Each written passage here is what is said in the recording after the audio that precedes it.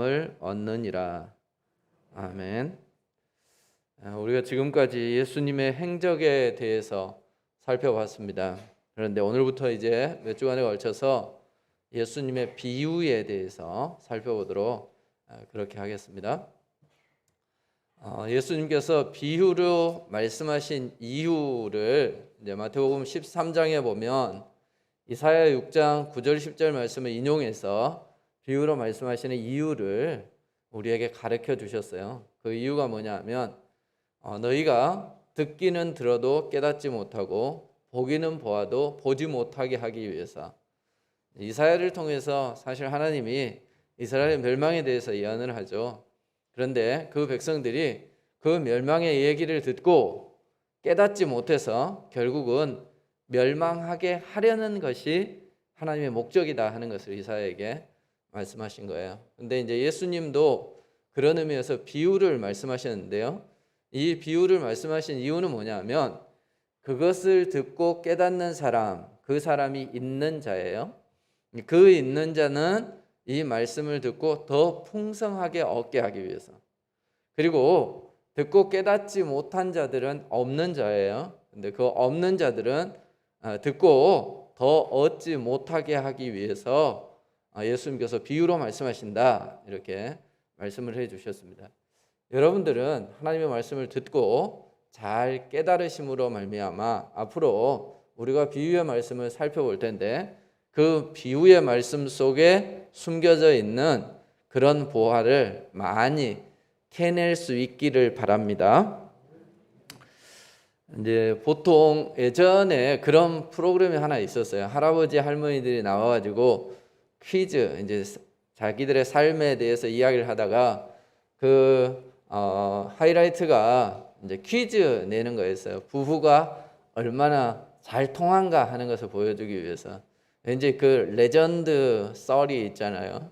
할아버지가 앞에서 이제 제시어가 4글자로 나왔어요. 그것을 보고 할머니한테 설명을 하는 겁니다. 잘 아는 단어인 거예요. 그래서 기뻐하면서 당신하고 내 사이 이렇게 얘기했어요. 그랬더니 할머니가 짧게 대답했어요. 왼수. 그랬더니 그거 말고 4글자로 있잖아. 그랬더니 평생 왼수 이렇게 얘기했죠. 근데 그 정답은 뭐였냐면 천생연분이었습니다. 우리가 알고 있다라고 생각하는 그것이 사실은 아주 반대의 개념일 수 있다는 거예요. 예수님께서 비유로 말씀하시는 것은 그런 겁니다. 암호와 비슷한 거예요. 알고 있는 사람한테 너무 쉬운 겁니다. 근데 모르는 사람은 말이죠, 아주 오해할 수 있는 그게 비유예요. 그래서 말씀을 듣고 깨닫는 사람에게는 그게 더 넘치는 것이 되어지지만 그렇지 못한 사람에게는 오히려 잘못 알게 되어져서 사망에 이르게 되어지는 게 비유의 말씀입니다.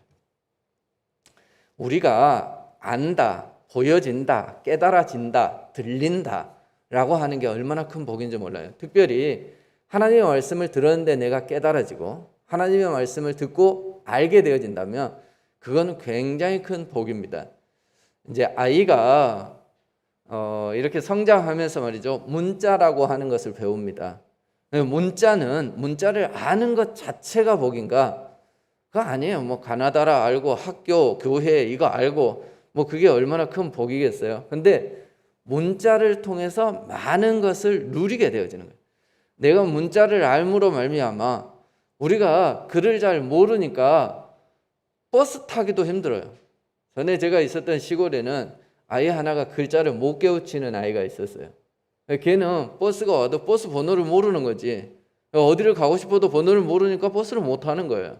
그러니까 문자가 가져다 주는 유익이 굉장히 큰 겁니다. 뿐만 아니라 문자로 많은 지식들을 책에 담아놨어요. 그래서 우리가 문자를 알므로 말미암아 책을 읽고 그 안에 담겨져 있는 많은 보화들을 알게 되어지는 겁니다. 마찬가지로 하나님의 말씀을 아는 것, 그것은 말이죠, 단순히 성경을 읽는 것 혹은 들려지는 것, 그것을 의미하는 게 아니에요. 똑같은 목사님 설교를 들어도 어떤 사람은 그 속에서 보화를 발견하는 사람이 있죠. 그게 듣고 깨닫는 사람입니다. 보이는 사람이죠. 그리고 어떤 사람은 그냥 아유 오늘 목사님 설교했네 이러고 끝나는 사람이 있어요. 성경을 똑같이 읽어요. 근데 성경 이야기로만 끝나는 사람이 있습니다. 그런데 그 성경을 읽고 그것이 자기에게 보화처럼 여겨지는, 자기의 인생을 바꾸어 놓는 그런 사람이 있습니다. 비유가 그런 거예요. 예수님께서 비유로 말씀하셨는데 그 비유를 그냥 이야기로만 듣고 뭐 겨자씨를 뿌렸는데 그게 많이 자랐대 이러고 끝나버리는 사람이 있어요. 그런데 천국은 이런 것이래 하고 깨닫는 사람이 있어요. 그것을 깨닫는 사람이 복입니다. 그래서 이제 앞으로 우리가 보화를 몇 주 동안 캘 텐데 여러분들이 그 보화를 잘 발견할 수 있으시기 바랍니다. 귀가 열리고 눈이 보여지는 것이 복입니다. 그래서 여러분들이 하나님의 말씀을 잘 듣고 그 비유의 말씀 가운데 하나님께서 우리에게 주시는 그 보화 잘 캐내 가시기 바랍니다. 오늘 이제 이 말씀은 장터에서 노는 아이들에 대한 비유입니다. 이제 장터라고 하는 곳이 늘 열리는 상설 장터가 있고요. 그리고 이렇게 며칠 걸려서 열리는 그런 장터가 있어요. 이제 장이 서는 날은 장터이지만 장이 서지 않는 날은 거기는 아이들 놀이터예요. 그 아이들이 말이죠 함께 모여서 노는 겁니다. 요즘 애들은 게임기 무슨 도구가 있어야지 놀아요. 근데 예전에는 그러지 않았어요. 오징어 게임 아시죠? 오징어 게임 뭡니까? 어른들은 오징어 게임 그러면 오징어 그려놓고 노는 게임을 떠오르는데 요즘 애들은 오징어 게임 그러면 얼마 전에 넷플릭스에서 나온 게임을 기억해요. 드라마 혹시 보셨어요? 오징어 게임 아무도 안 보셨어요? 그거 이제 젊은 사람들은 그걸 보는데 내가 오징어 게임을 안 봤다 그러면은 조금 나이가 든 거예요. 저는 봤겠어요? 안 봤겠어요? 전 젊어서. 그 오징어 게임에 보면은 그 게임 룰이 이렇게 나와 있습니다. 근데 그게 게임을 이제 5가지인가 6가지, 7가지인가 하여튼 몇 가지예요. 몇 가지 하는데 그 게임이 다 우리가 어렸을 때 했던 게임이에요. 뭐 오징어 게임, 뭐 구슬치기, 뭐 이런 거 다 나와요. 이제 그런 거 하는 거예요. 애들이 장터에 모여가지고 게임을 하는데 그 게임 중에 하나가 뭐냐면 역할극입니다. 이제 오늘 게임은 그거예요. 한 아이가 피리를 부는 겁니다. 무슨 게임을 시작했냐? 결혼식 게임을 시작한 거예요. 그러면 다른 애들이 말이죠. 보통 이제 우리나라는 피리 부나요? 결혼식 할 때? 요즘 그리 안 하는 것 같아요. 이제 피리를 불면 뒤에서 아이들이 막 따라오면서 막 춤을 추고 이제 그게 결혼식 행진하는 그런 모습인 거죠. 그런 게임을 해야 되는데 피리를 불어도 춤을 안 춰. 에이 재미없다. 호응이 없으니까 말이죠. 그래서 이번에 이제 장례식 놀이를 하는 겁니다. 그럼 우리나라도 그러잖아. 앞에서 이제 그 장례식 하면은 그 앞서가는 사람을 보고 뭐라 그래요? 그 사람이 이러면 뒤에서 막 곡을 또 따라하고 그러잖아요. 그죠? 네, 이제 젊은 사람은 몰라. 근데 이게 이제 나이 드신 분들은 옛날 상여매 가는 거 알아. 앞에서 꼭 동네 어르신 가운데 그거 늘 하시는 분이 있어. 앞에서 뭐라 하면 뒤에서 이러고 이제 따라간단 말이에요. 그리 해야 되는데 앞에서 말이죠 이끄는 사람이 곡을 해도 뒤에서 울지 않는다는 얘기예요. 그래서 재미가 없다. 이제 이 비유의 말씀을 이제 예수님께서 하시는 겁니다. 뭔 내용인 것 같아요? 뭐 그래서 어쩌다는 거예요. 애들이 놀았는데 근데 그 놀이가 말이지 반응이 없었다. 이걸로 그냥 예수님이 끝나는 겁니다. 그럼 이게 도대체 예수님이 뭘 말씀하시고자 하는 건가? 이걸 우리가 깨달을 수 있어야 되는 거죠. 이제 이 말씀의 전에 있었던 사건, 이 말씀이 나오게 된 배경이 있어요. 이게 이제 누가복음 7장에도 나와 있고 마태복음 11장에도 나와 있고 두 복음서에 나와 있는데 두 개 동일하게 나와 있는 사건이 뭐냐면 세례 요한이 감옥에 갇혔습니다. 세례 요한이 감옥에 갇혔는데 자기가 보니까 말이죠. 누가복음에는 그 앞 사건이 뭐가 있냐면 나인성 과부의 아들을 살린 사건이 있어요. 예수님이 나인성 과부의 아들이 죽었는데 이렇게 세웠단 말이에요. 그래 이게 얼마나 대단한 일입니까? 그러니까 이 소문이 어디까지 들어갔냐? 세례 요한이 갇혀 있는 감옥까지 들어간 거예요. 근데 세례 요한이 생각한 거지. 자기가 예수님하고 모르는 사이도 아니고 자기가 예수님한테 세례까지 줬잖아. 그런데 말이지, 죽어있는 이름 없는 과부의 아들을 살릴 정도 됐으면, 그분이 정말 메시아라면 세례 요한이 갇혀있는 걸 알면 어찌가 될 것 같습니까? 와서 꺼내주든지 아니면 면회라도 와야지. 그게 사람의 도리 아닙니까? 그렇죠? 메시아가 말이지 하나님의 나라를 위해서 그렇게 세례 요한이 열심히 일했으면 뭔가 그래야 될 건데 이분이 안 움직여.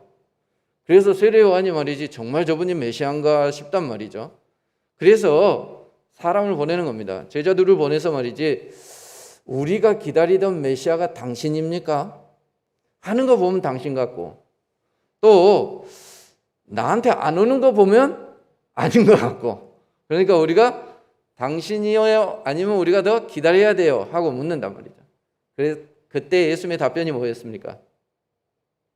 예수님이 즉답을 하시지 아니하고 이사야의 예언을 그대로 말해요. 내가 귀신을 쫓아내고 병자를 고치고 안전병을 일으키는 이 일들을 하고 있다고 가서 전해라.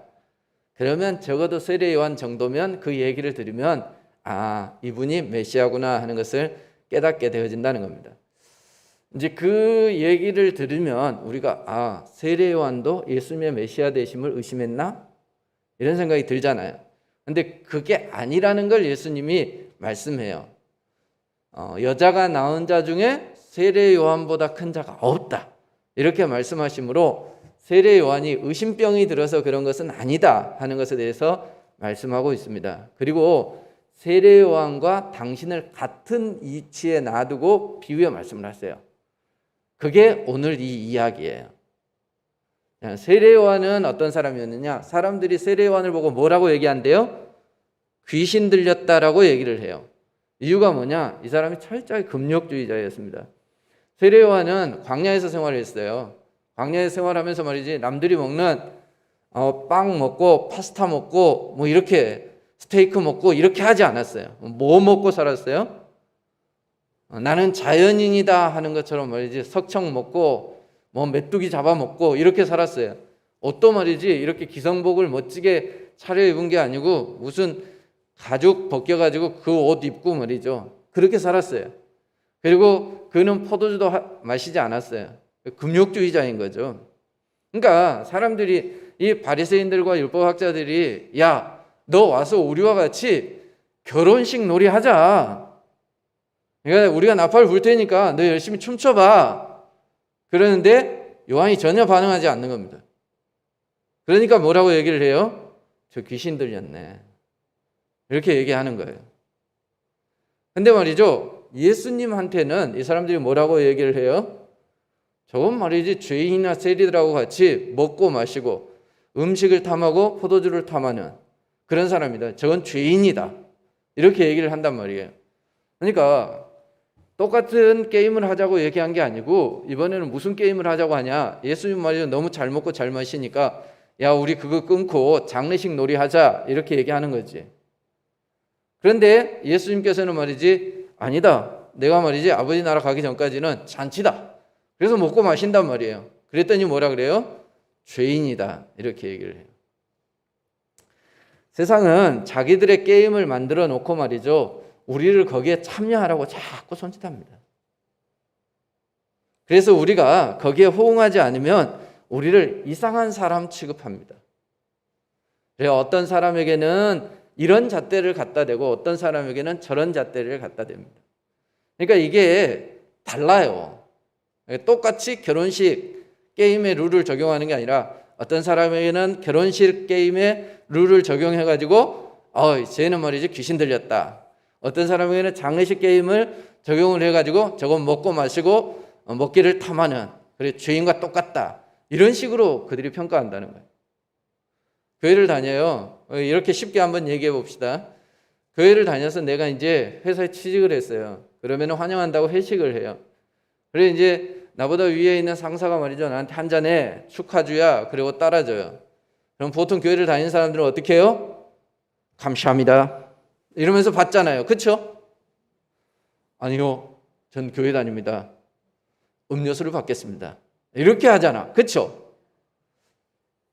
뭐 그렇다는 거야? 아니라는 거예요. 그렇게 하잖아요.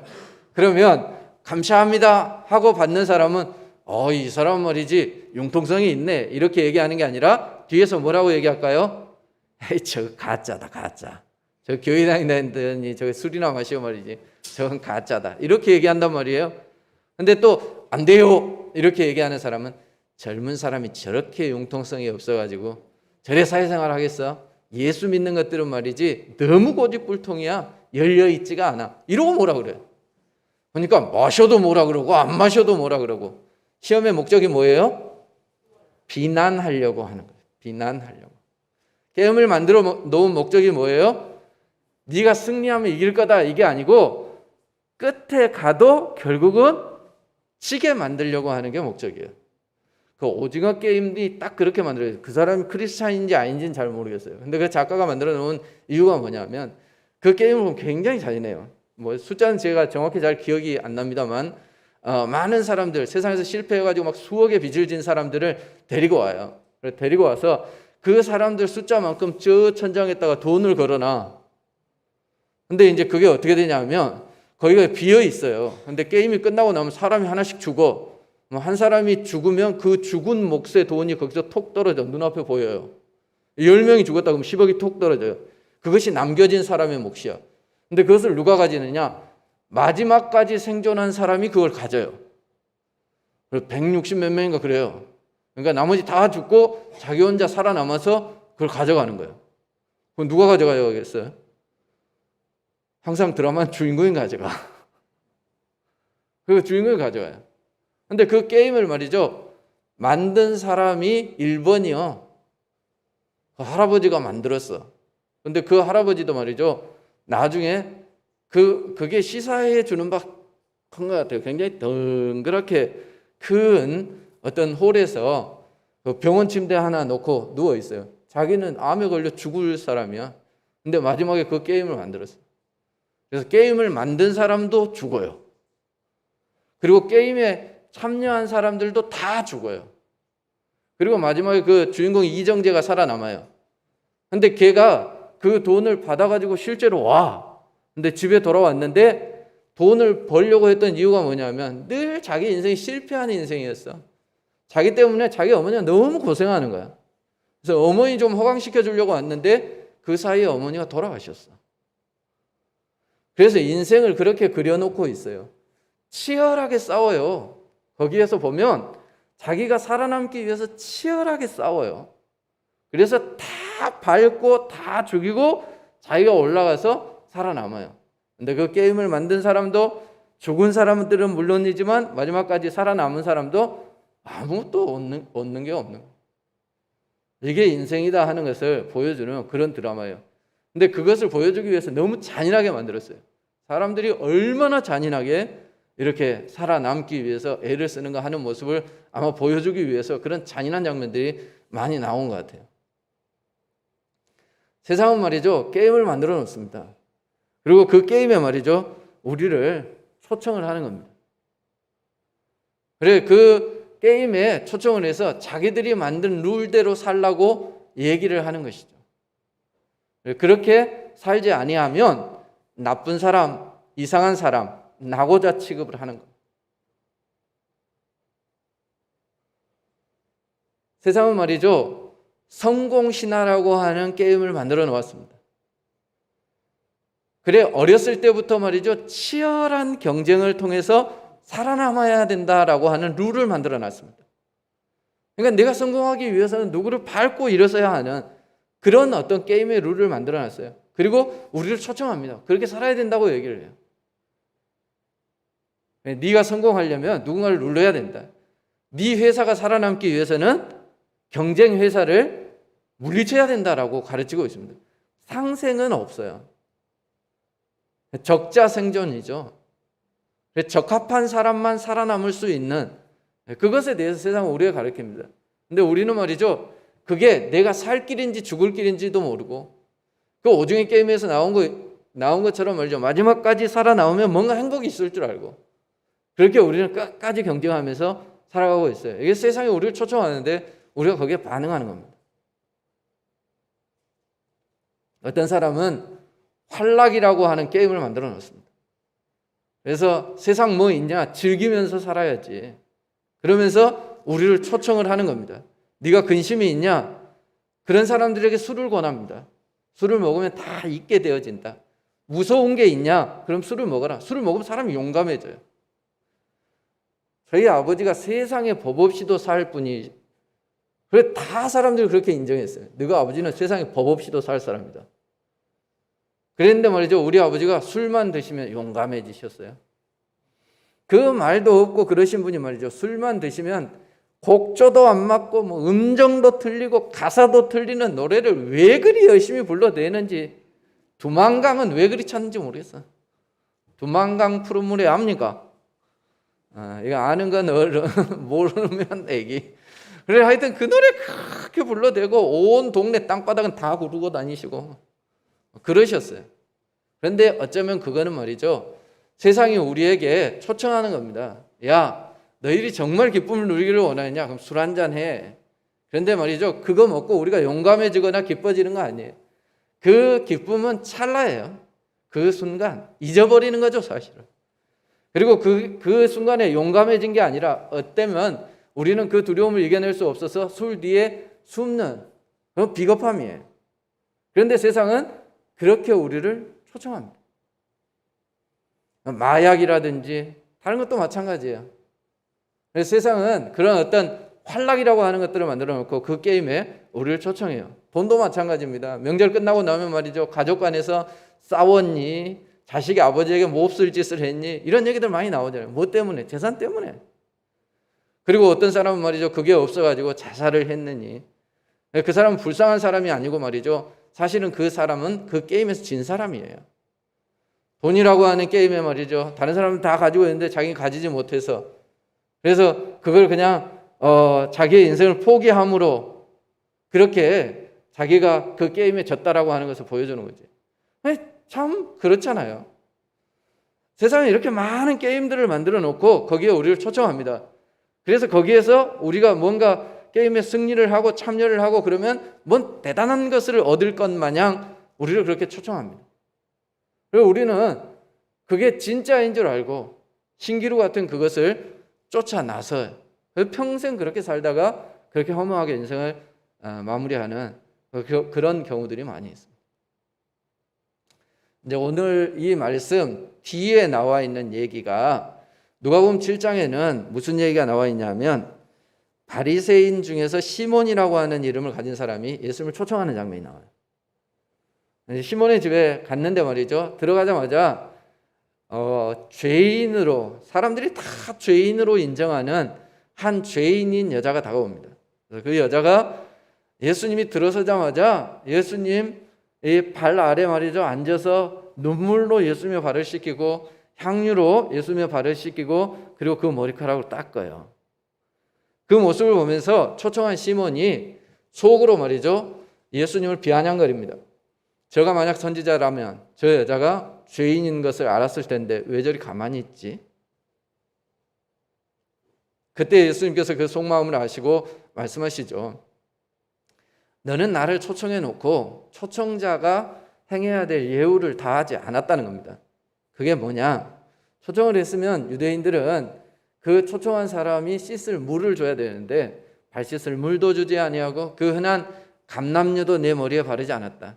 근데 저 여자는 눈물로 향유로 내 발을 씻기고, 그러니까 자기를 최고로 대접했다라고 말씀합니다. 근데 그 여자가 흘린 그 눈물의 의미는 뭐냐면 자기가 죄인인 것을 알고 회개하는 거였어요.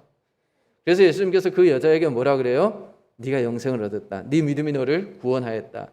라고 영생을 선물로 주는 겁니다. 그 여자는 어떤 게임에 참여하게 되어진 거예요? 예수님의 공동체, 예수님이 만든 그곳에 참여하게 되어진 거예요. 근데 이 부자, 바리새인, 이 사람은 말이죠, 자기가 외적으로는 예수님을 초청했지만 내적으로는 예수님을 영접하지 않은 겁니다. 우리는 말이죠, 이 땅에서 살아가면서 그런 경우가 굉장히 많이 있습니다. 어렸을 때부터 모태 신앙 가정에서 태어났어요. 어렸을 때부터 신앙적인 많은 혜택을 누리면서 우리가 살아가요. 그런데 정작 말이죠, 우리의 마음속에 예수님을 초청한 것 같아요. 외형적으로 볼 때는 신앙생활을 하는 것 같지만 실제로 그 마음에 예수님을 모시지 않고 살아가는 그런 사람들이 있다는 거예요. 자기만의 게임에 빠져 있는 거죠. 거기에서 예수님이 설 자리가 없는 거예요. 그런데 이 여자는 겉으로 보기에는 죄인입니다. 사람들로부터 손가락질을 받습니다. 하지만 이 여인은 말이죠, 그 내면 깊숙이 자신의 죄를 알고 자신의 부족한 점을 인정하고 예수님을 자신의 마음속에 모셨습니다. 그래서 그 여자는 예수님과 함께 영원한 생명을 누리게 되어진 것이죠. 우리가 이 땅에서 살아가면서 세상에서 승리했다? 내가 이 땅에 살아가면서 말이죠, 세상 사람들이 만들어 놓은 그 게임, 거기에 참여해서 남들보다 좀 좋은 성과를 거두었다? 그것을 하나님 과연 인정하실까? 그렇지 않다라고 하는 것을 누가는 보여주고 있습니다. 대조적이죠. 바리새인과 이 죄인인 여자, 이렇게 대조시킴으로 말미암아 너희는 어떤 존재냐 하는 것에 대해서 우리에게 질문하고 있습니다. 이제 마태는 오늘 이 사건 뒤에 보시면 아시겠지만 회개하지 않는 그 성읍들에 대해서 말씀하고 있습니다. 고라신, 벳세다, 가버나움에 대해서 말씀하고 있어요. 고라신은 어떤 곳이냐 하면 다 이제 갈릴리 그 북쪽에 있는 성읍들입니다. 근데 이 고라신은 이스라엘 이 유대인들이 말이죠, 초실절을 지켜요. 초실절이 뭔지 아시죠? 처음 익은 곡식, 그 곡식단을 하나님 앞에 드리는, 이제 그게 그 절기가 초실절이에요. 그런데 이 곡식단을 항상 가져오는 데가 있어요. 거기가 어디냐? 고라신이야. 그 땅이 비옥해요. 그리고 거기가 말이죠, 곡식이 유대 모든 고을들보다 가장 먼저 익는 곳이에요. 지금은 1차 산업이 발달한 데가 뭐 그렇게 잘 사는 동네 아닙니다. 하지만 예수님 당시에는 말이죠, 1차 산업이 발달한 데가 부유한 도시였어요. 옛날에 말이죠, 우리나라도 뭐 그렇잖아요. 우리 어머니 세대만 해도 농토 많이 가지고 있는 그 동네 잘 사는 동네였어요. 거기가 이제 고라신입니다. 벳세다는 어떤 곳이냐? 말 그대로 그 벳세다라고 하는 뜻이 물고기 잡는 마을이라는 뜻이에요. 그 갈릴리 호수에서 말이죠, 물고기 많이 잡는 수산업에 성공한 부유한 도시예요.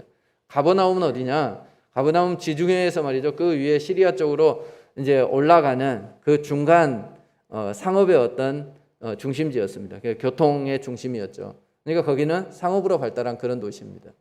그러니까 세 도시가 다 어떤 도시냐? 잘 사는 동네였어요. 근데 거기에서 말이죠, 예수님께서 많은 기적을 베푸셨다고 말씀하셨어요. 거기에 그러니까 자기들이 잘 살아요. 그리고 예수님이 기적을 베풀었어요. 사람들이 살고 싶어하는 곳이에요. 부러워하는 것이죠. 그런데 그것을 예수님께서 책망해요. 내가 너희들에게 했던 것을 말이지 소돔과 고모라 그 멸망의 땅에 했더라도 그 사람들이 회개했을 텐데 너희들은 변화되지 않았다. 이렇게 말씀하고 있습니다. 그러니까 세상은 자기들의 룰을 만들어 놓고 우리를 초청해요.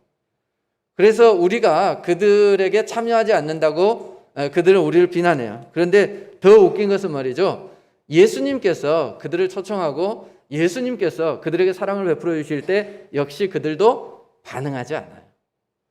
자기 고집이 있는 거지. 내가 가지고 있는 생각, 내가 가지고 있는 관념, 사상, 이념, 전통 이런 것에서 그들이 바뀔 생각을 하지 않습니다. 왜 그럴까요? 그게 말이죠, 자기들에게 안정감을 주기 때문에 그렇습니다. 제가 살고 있는 데는 섬이에요. 예전에 제가 어렸을 때는 하루에 2번 여객선이 운항을 했어요. 여수에서. 저는 여수가 대한민국에서 제일 큰 도시인 줄 알았어요. 방학 때 아이들이 말이죠, 방학을 어떻게 보냈는지 이제 그거 얘기하잖아. 그럼 애들이 한 얘기가, 우리가 정말 부러웠던 얘기가 뭐냐면, 우리 큰아버지가 여수에 사는데요, 여수에 갔다 왔어요. 이거였어. 그런데 거기에다가 말이죠, 여수에 갔는데 큰아버지가 짬뽕을 시켜주셨어요. 이건 뭐, 그럼 더 이상 뭐 할 얘기가 없어요. 하여튼. 최고의 에피소드였어요. 그래서 이제 그런 도시에서 그런 섬에서 살았는데, 저희 아버지가 좀 깨어 계셨나 봐요. 그래서 젊었을 때 어머니한테 그랬답니다. 야, 우리가 여기에서 뭐 해 먹고 살겠냐? 여수로 이사 가자. 그때 나왔으면은 근데 우리 어머니가 평생 시골에서 태어나서 시골에서 자라 겁이 많네. 그래가지고 여수에 나가면 그냥 큰일 날 줄 알고, 여수에 아는 사람도 없고 거기 가가지고 우리가 뭐 해먹고 살겠냐 싶어갖고 안 돼요 이랬대요. 이 여자가 잘 들어와야 되는데 우리 엄마가 반대하셨다네. 그래 우리 아버지가 우리 어머니를 너무 사랑하시잖아. 눌러 살자. 그래 거기 계속 눌러 사신 거야. 근데 지금까지 눌러 사세요? 내가 살고 있는 그곳, 내가 지금까지 살아왔던 그 방식, 그것이 우리에게 안정감을 줍니다. 그래서 우리는 거기에서 잘 못 떠나요. 예수님을 믿고 나서 말이죠, 옳고 그르다 하는 것에 대해서 우리가 정확한 기준이 생겨도 옛 습관을 잘 버리지 못하는 이유가 뭐냐? 그것이 우리에게 안정감을 주기 때문에 그래요. 담배를 태우는 사람들이 그렇잖아요. 흡연을 하면 그게 자기한테 안정감을 주는 거예요. 근데 알아요. 제가 담배 피우는 사람들한테 물어보니까 담배가 백해무익하다라고 하는 것을 알아요. 근데 못 끊겠다는 거야. 그리고 하여튼 이렇게 음식 먹고 나서 입이 텁텁하면 한 대 피워야 되고, 그 느낌 아시죠? 아무도 모르는군. 몰라야 정상입니다. 그래 이제 그런 거지 뭐. 그리고 이제 뭔가 불안하고 이러면 한 대 태우고 이런 거예요. 자기에게 안정감을 가져다 주는 거예요. 여러분 세상이 우리에게 안정감을 가져다 주면 안 되고, 하나님의 말씀이 우리에게 안정감을 가져다 줘야 우리가 성도인 거예요. 근데 이제 많은 사람들이 어쨌든 세상이 우리에게 안정감을 가져다 주고, 그리고 말이죠, 거기에 있으면 자기가 주인인 거예요. 홈그라운드 알죠? 그러니까 게임을 해도 말이죠, 자기 홈에서 게임을 하면 선수들이 더 좋은 성과를 드러내. 우리 집이다 이거지. 물론 이제 그게 뭐 적응돼 있고 다른 요인들도 있을 수 있겠죠. 가장 큰 건 뭐예요? 심리적인 요인이에요. 내가 주인이라는 겁니다. 그러니까 우리가 지금까지 계속 해오던 것들, 그래서 내가 주인이라는 거지. 그래서 거기에서 잘 바뀌지 않아요. 그래서 결국 우리는 죄에서도 나쁜 습관에서도 벗어나지 못해요. 세상의 게임에서 벗어나지 못해요. 어렸을 때부터 우리가 그 훈련되어 왔어요. 활락, 뭐 돈이나 혹은 성공이나 이런 게임의 룰에 우린 적응해서 살아왔어요. 그게 바뀌고 싶은데 말이죠, 어떻게 바뀌어야 할지 모르겠어요. 그 게임의 룰에서 벗어나면 사람들이 나를 이상하게 취급하고 귀신 취급할까 봐, 그래서 우리가 거기에서 못 벗어나는 거죠. 그래 이 고라신, 벳세다, 가버나움 이 사람들은 말이죠, 예수님께서 그렇게 기적을 베풀어 주셨는데도 불구하고 그들이 예수님께 돌아오지 않았습니다. 그래서 그들에게 예수님께서는 경고하시는 것을 우리가 볼 수 있습니다. 정말 무서운 사람은 어떤 사람이냐? 잘못 알고 있는데 똥꼬집을 피우는 사람이에요. 그래서 책을 한 권만 읽은 사람하고는 절대 얘기하지 마라 이런 얘기가 있잖아. 책을 한 권만 읽은 사람은 그게 보편적인 진리인 줄 알아요. 그것만 진리인 줄 알아요. 다른 사람이 얘기하면 다 틀렸다고 얘기를 해요. 전에 어떤 사람을 만났냐면 어떤 아줌마가 이제 이사를 갔대요. 근데 그 교회가 이상하다는 거예요. 왜 이상하냐고 물어봤더니 전에 있던 자기 교회 목사님은 새벽 예배를 할 때 사도신경으로 시작해서 주기도문으로 마쳤대. 근데 새로 간 교회는 목사님이 찬송하고 성경 읽고 설교만 하고 끝나버리더래. 그래서 이 교회 이단 아니에요? 그 교회가 우리 교회예요. 그러니까 자기는 한 교회밖에 안 다녔던 거지. 그러니까 새벽 예배는 어떻게 해야 되냐? 사도신경 하겠습니다. 찬송하겠습니다. 말씀 보고 설교하고 주기도문으로 마치겠습니다. 이래야 되는데 새로 간 목사님은 안 그런 거지. 그래서 이 교회 이단 아니에요? 그러니까 교회를 한 교회만 다닌 사람, 그리고 이렇게 어떤 진리에 대해서 말이죠, 무슨 방법에 대해서 하나만 알고 있는 사람, 이런 사람은 좀 무서워요. 일반적으로 많은 사람들이 말이죠, 세상의 게임 거기에만 익숙해져 있습니다. 그래서 하나님의 법이 우리 가운데 주어져도 그걸 잘 받아들이려고 하지 않습니다. 바리새인들은 누구보다 혜택을 많이 받은 사람들입니다. 그리고 가버나움이나 벳세다, 고라신에 살고 있었던 사람들은 누구보다 혜택을 많이 받은 사람들입니다.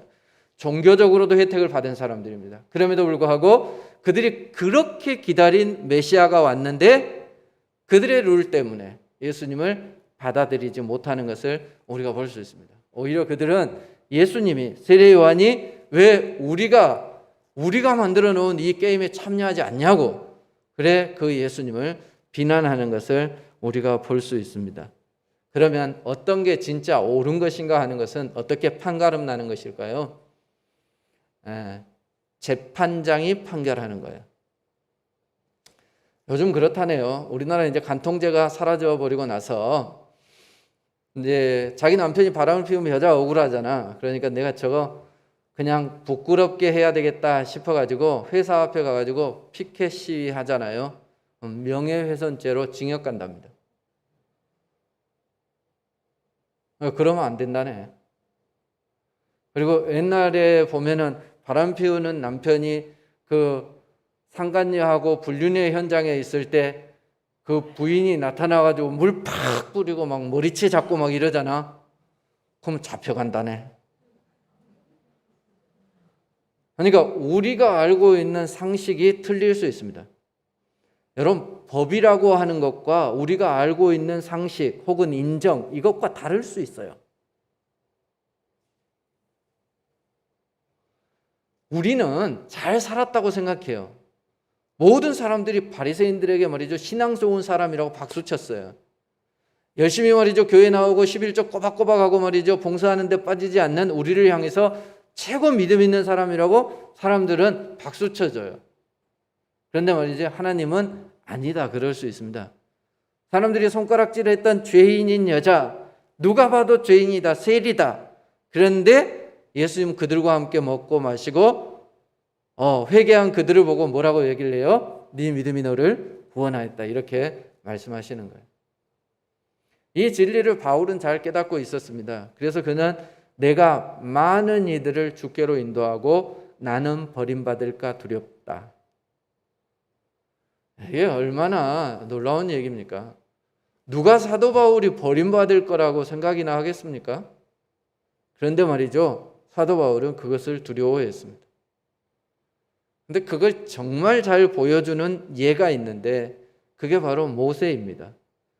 모세처럼 말이죠, 그 백성을 애굽에서 이끌어내는데 큰 공헌을 한 지도자가 어디 있습니까?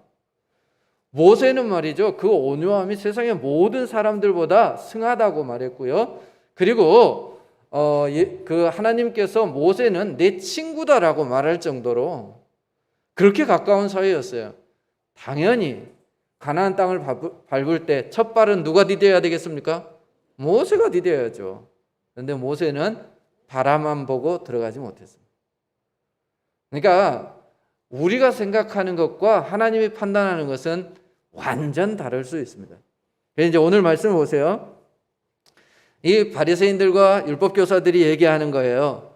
너는 귀신 들렸다라고 세례 요한에게 얘기하고, 너는 죄인들과 친구다, 넌 죄인이다 라고 예수님께 말했습니다. 그런데 예수님께서 19절 마지막에 보면 이렇게 말씀해요. 지혜는 그 행한 일로 인하여 옳다함을 얻느니라. 마지막 심판장이신 하나님께서 지혜, 예수님을 의인하여서 이제 표현한 거죠. 이 지혜이신 예수님은 어때요? 혹은 세례 요한은 그 행한 일로 인하여 옳다함을 받을 거다. 끝에 가봐야 한다는 겁니다. 끝에 가면 하나님이 판단하실 거예요. 누구를요? 그 게임에 참여하지 않는 세례 요한이나 예수님이 옳았다, 이렇게 말씀하실 거라는 겁니다. 여기에 자기의 이름을 넣어서 지혜 대신에 자기 이름이 지혜면 지혜라고 해도 됩니다. 자기 이름을 넣어서 같이 한번 읽도록 하겠습니다. 시작. 다시 한번 하겠습니다. 자기 이름이 부끄러우세요? 자기 이름을 넣어서 같이 한번 하겠습니다. 시작. 예, 우리가 세상의 초청에 응하지 않는 것은 부끄러운 것 아닙니다. 우리가 예수님과 말이죠, 세례 요한처럼 그들의 어떤 초청에 혹은 비난에 부안해동하지 아니하고 끝까지 자신의 자리를 지켰던 것처럼 우리가 믿음의 자리를 지켜서 사람들은 우리에게 손가락질한다 할지라도 예수님께로부터 영생을 선물로 받을 수 있는, 마지막 때에 옳다 인정함을 받을 수 있는 그런 우리들이 되어지기를 바랍니다. 기도하겠습니다. 고마우신 우리 하나님 감사합니다. 우리를 선택하여 주셔서 하나님 자녀 삼아 주심을 감사를 드립니다. 하나님, 우리가 하나님의 자녀가 되고 보니 우리가 지금까지 속해 있었던 많은 세상의 공동체 그리고 함께 나누었던 삶의 습관이나 게임들이 잘못됐다 하는 것을 발견하게 되어집니다. 그럼에도 불구하고 여전히 발을 빼지 못하고 거기에 담그고 있는 우리들이 아닙니까? 혹여 그렇다면 이제 결단할 수 있도록 도와주옵소서. 그들과 함께 어울리는 것으로 인하여 옳다 인정함을 받는 것이 아니고 잘못된 그들의 게임에서 벗어나서 온전히 하나님께서 주신 그 말씀의 법대로 살아가는 것이 옳다 인정함을 받는 길인 줄 알고 우리가 세상에서 발을 빼 하나님께로 옮길 수 있도록 도와주옵소서. 예수님 이름으로 기도드립니다. 아멘.